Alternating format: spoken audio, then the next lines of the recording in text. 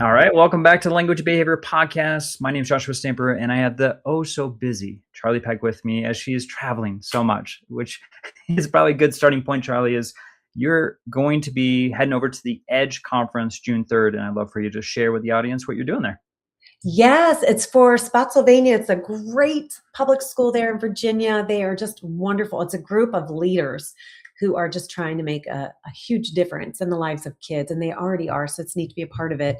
But I'll be there for 2 full days doing 3 sessions, and I just love it. One is a new one for them, especially, is ADHD in the classroom. This is such a popular session for me right now. All across like the US, people are asking for that. And then, of course, our language of behavior, people are asking for that session. And then SOS for school mental health. So that's a great session that I've been doing for a long time. But I always can vary them. So even if when I've been with a school or a district or an organization for years, I always can vary the title. So I'm just so excited. I can't wait. Well, talk about new. I'm doing something too that's brand new. I'm prepping for that for a full day PD on a very passionate topic that Charlie and I are working on right now, which is on emotional intelligence. That's coming up in the beginning of June too. So very excited about that as we're kind of expanding the language of behavior into other areas. So that's very, very exciting. That's awesome. And you've been doing a lot of work too. You've been doing a lot of keynotes and Mhm. sharing the work that you're doing with all of these large audiences. Like, it's just exciting to see you do that. Love it. Oh, thank you. Charlie, the same to you. It's fun that we get to do this work in so many different places. So I want to jump into the topic, and I'm going to throw it to you because this question was actually asked directly to you. So I'm going to cue it up on it as a banner, but go ahead and share the question. Yeah, it was from a school counselor who is trying to support their students and a lot of adolescents, but I'm also working with college students. Hmm. And this question comes up a lot for them in clinical sessions. So the question was, how can I support a student who keeps returning to unhealthy relationships or friendships? So it's a lot, especially because I work with the young adults on the unhealthy relationships part, usually the intimate relationships. It's so important to know that this is an internal message they've been getting throughout their childhood, usually from a caregiver who was critical of them, and it turned into their own critical thought or transferred to another relationship that gave them the same critical message. And so it's so important that breaking this cycle young, like as an adolescent, is a great idea. Like, I'm just so glad that this question came up because there's so much we can do. And a lot of adolescents confuse that intensity of a relationship, which you'll notice when you work with them. They confuse that intensity with connection.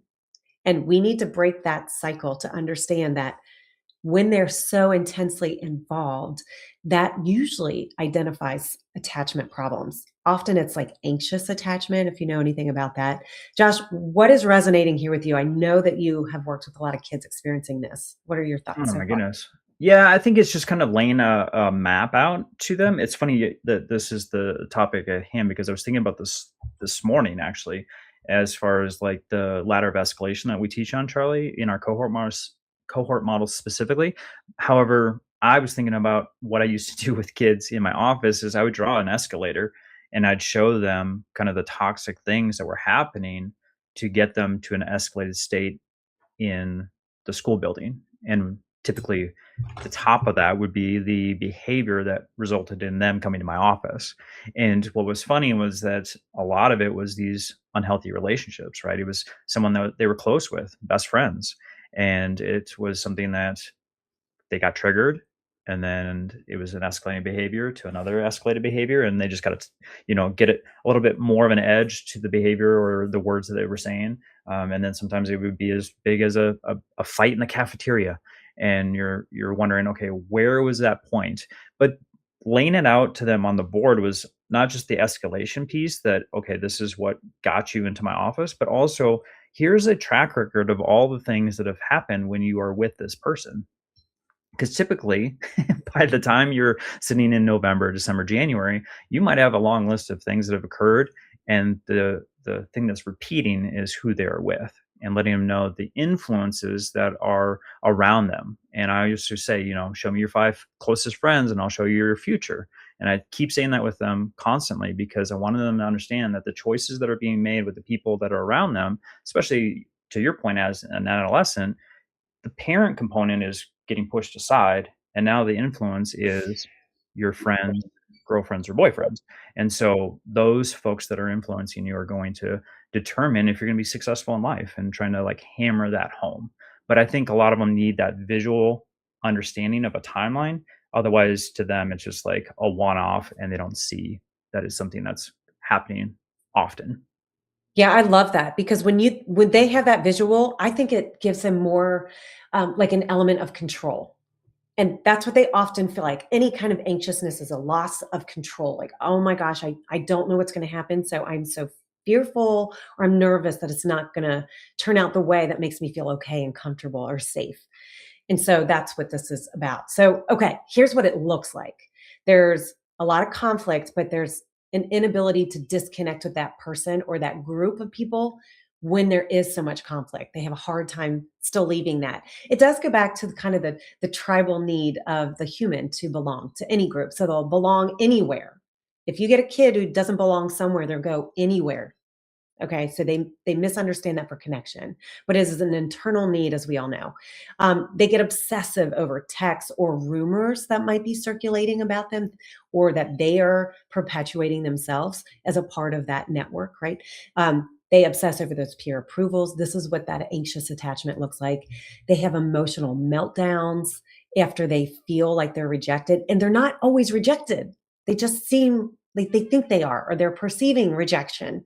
And this is crucial. A lot of people who grow up to be narcissists or narcissistic personality types or tendencies, they have a lot of rejection and they're actually so insecure. That's what that ends up being. And I'm not saying we cannot diagnose narcissism in kids, it's just they're way too young. But these things need to be addressed so that they can have healthy attachments and confidence within themselves, because they are going to face criticism as they grow up. You can tell I work with this a lot, right? There's a lot going on.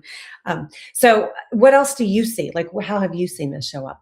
No, I think I was going to say that I agree with the point that you made about not knowing how to disconnect. Because once you lay it out and you show them the evidence, a lot of times the students would have a conclusion of, okay, I see that this is not going well.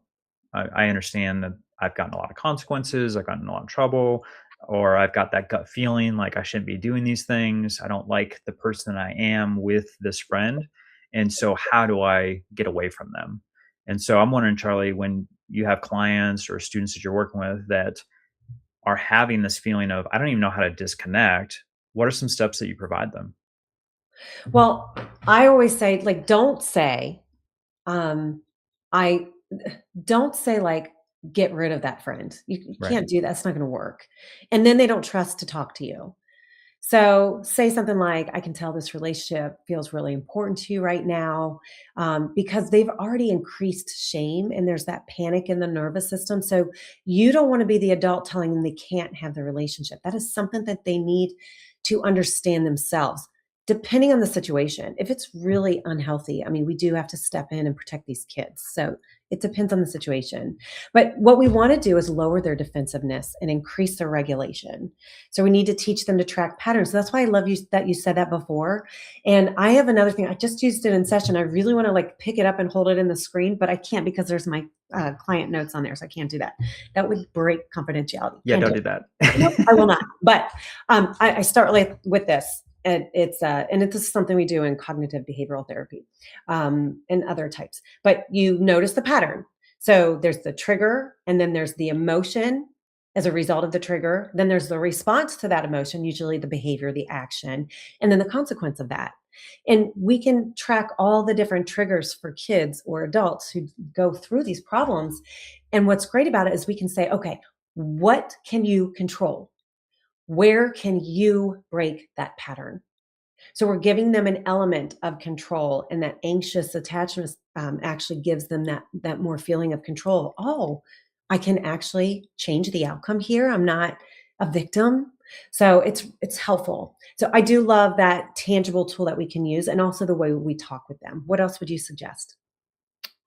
Well, just the fact of control is such a huge piece, because I think that plays into the anxiety that the student may have. You had talked about, and social media only enhances this, but these folks are talking about me, or they're going to do something against me, and having that fear, which then causes the stress and anxiety. And then a lot of times, they're not even there at school. They're so stressed out, and are only thinking about the social aspect of things, that it really usurps their brain, and there's not a whole lot of learning going on. So if you can identify that, talk through them with the brain, teach them about their body and what's going on, I think that's always helpful. But then also, to your point, like, a lot of times they don't have the language to even talk through this with their friends. So to role play, to model, to give them sentence stems to start with, as far as having the conversation. And to your point, not to break the relationship, but you can talk through boundaries. You can talk about, the fact that they don't need to spend every single moment of the day with them. There's ways to tailor it so that it's going to be healthy for both parties. And what does that look like? And then also, to the people in their life that are healthy, who do they enjoy spending time with that are actually improving their life?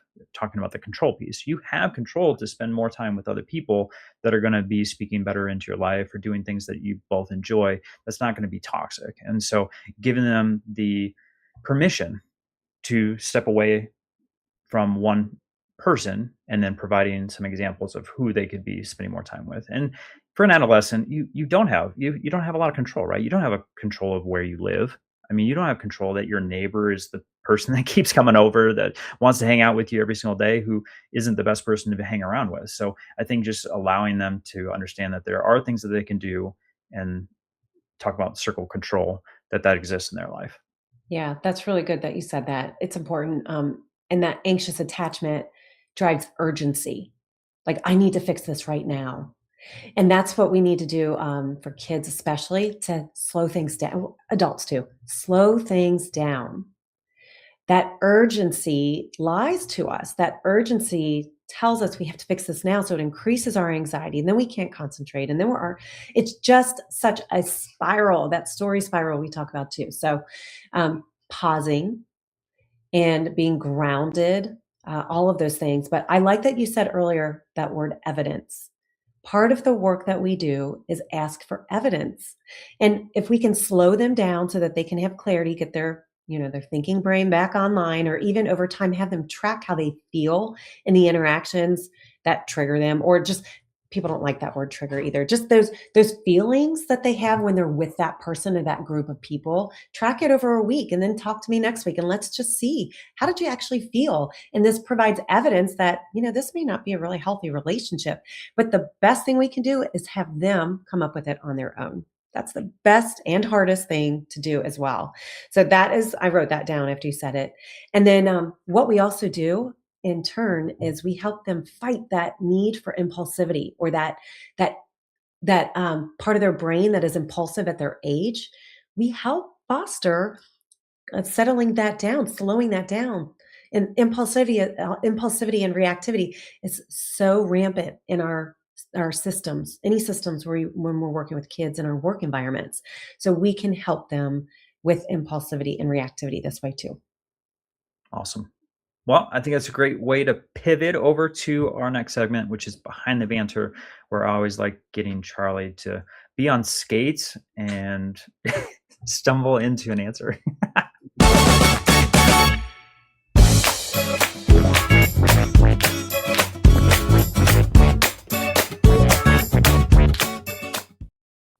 All right, you don't have to be too stressed, Charlie, because I'm going to give you a layup here. So we had talked about at the beginning of the show, keynoting or giving PD, and I'm wondering, would you rather do a keynote or a full day presentation with no slides or no microphone? No microphone, because people need a visual. I want to reach more learners. Hmm. What about you? Yeah. I really hate not having a mic, but I also understand what you're talking about. So, an example, Vibe EDU, which is happening July 31st and August 1st, which we'll probably talk about later in a future episode when we get a little bit closer. But yeah, that one's just a microphone. I don't have any slides for that. And so it's more interactive with the participants. It's not your typical conference. And I really enjoyed that. So I think I'd rather have a microphone. I think I could go without the slides, although I do love my slides. Well, I love that, and also that just showed my bias, right? I'm a visual learner, but that doesn't mean everybody else is. Mhm. And I'm not being all inclusive that way either if people need the microphone. So I caught myself there too. I just like it's a good anchor for me, Yeah. uh, personally, but also I like the visual, keeping it simple so it helps that person. But yeah, that I love that. I love that you said that. Good for you. You're really dynamic that way though. You can handle that no problem. Well, I mean, well, thank you, Charlie. That was a very kind Sure. statement. But That's I was thinking too, as a teacher, technology doesn't always work for us, right? We always had to pivot. true. And I've done a keynote before where the first 20 minutes, I had an IT guy trying to scramble. Actually, in North Carolina, we were sweating it, right? We almost didn't have our slides for that first presentation. So I think sometimes we just have to roll with the punches and do what we do without either a mic or with slides. So, Yeah. yeah, I just use my booming teacher voice when I need to. I know I've starting to lose that as we do this more. So, You know what though? I do not want to be the person saying that because I think that that's annoying to hear as a speaker, like being a participant before. I'm going to mm, use my teacher voice. I actually don't yeah. like listening to that. And I'm trying not to say that to people because it's annoying. Talking about triggers, we're going to trigger some folks. That's right. That's All right. right, Charlie, do you want to end this conversation with maybe a last note for the topic at hand? Yes. Help kids and yourself name the fact versus the assumption. That's it. Wow. All right. Well, if you have questions for us, we'd love for you to reach out to us to let us know. We always have a form in the show notes, or if you want to jump into the comment section on YouTube or Spotify, you can definitely put a note in there. Both those platforms allow comments. So that's beautiful. And we'll take those questions for future episodes, as we always do. If you need anything from Charlie or I, of course, our websites are in the show notes, and we have a lot of resources that are free for you in addition to this podcast. So we appreciate you being here this week, and we can't wait to see you once again next week. Great. See ya.